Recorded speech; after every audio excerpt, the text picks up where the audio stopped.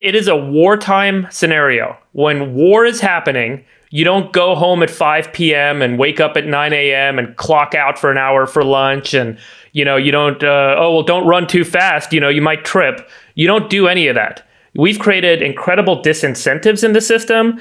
In fact, Cuomo put out $1 million fine if you get your vaccine out of line. I mean, think about the disincentive that creates. Now people are more scared about giving the vaccine to the wrong person than they are incentivized to give the vaccine to the right person.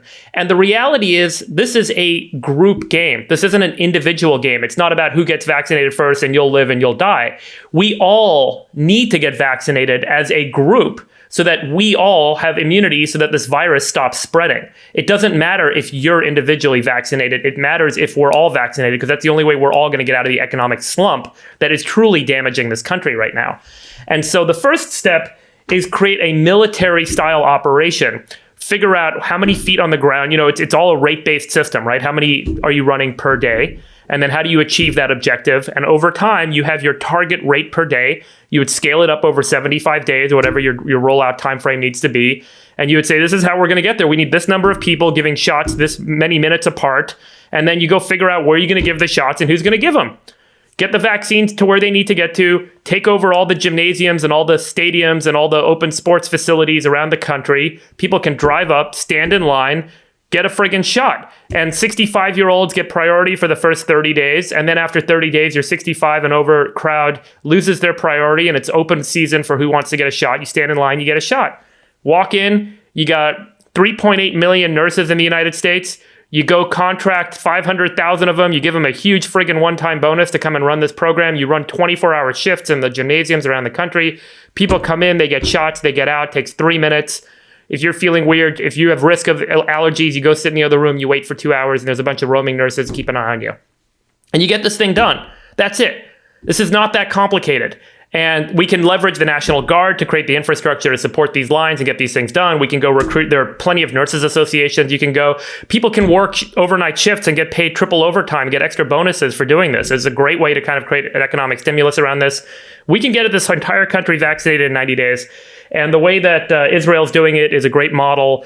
When they run out Describe that, yeah. So at the end of the day, if when you take these things out of deep freeze, you're at risk of them spoiling at that point, because the mRNA is very can break, and so it needs to be really cold, and then you got to give the vaccine very quickly. Otherwise, the mRNA can degrade and it's not effective. And you have to defrost it in order to give it. Yes, you defrost it, then it's sitting there. Now you got to give it within a couple hours, and if you got extra doses sitting at the end of the day.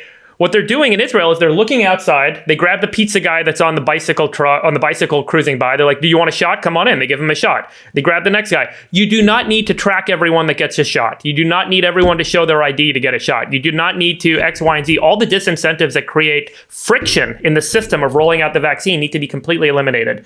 There's no qualifying criteria except maybe being 65 and over for the first 30 days. And we've prioritized politics over health and safety.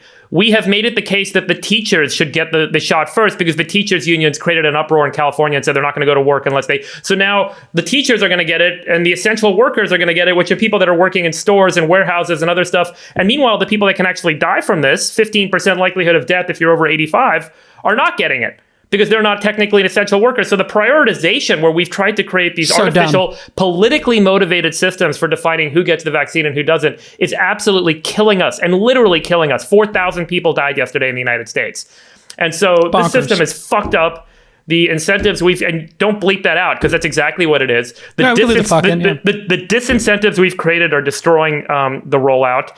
The governors getting involved and creating models of prioritization that are politically motivated are killing us. And we should centrally plan this thing. War Production Act. Make a shit ton of this stuff. Grab it all. Get 100 million doses distributed into gymnasiums around the country. Get the nurses in there. Get the National Guard to organize. This should have been federal. I mean, that's the key. This should have been a federal effort. Central planning is sometimes needed to get shit done. We did it with the War Production Board during World War II. We did it with the Manhattan Project. There have been countless examples where we've had to centralize planning for a massive short-term event. And this is one of those events. And this needs to be prioritized and organized centrally. And it needs to have the right-minded people on this, not kind of people that are political operatives and not people that are working 9 to 5. And this is a war. And we need to go win the fucking war.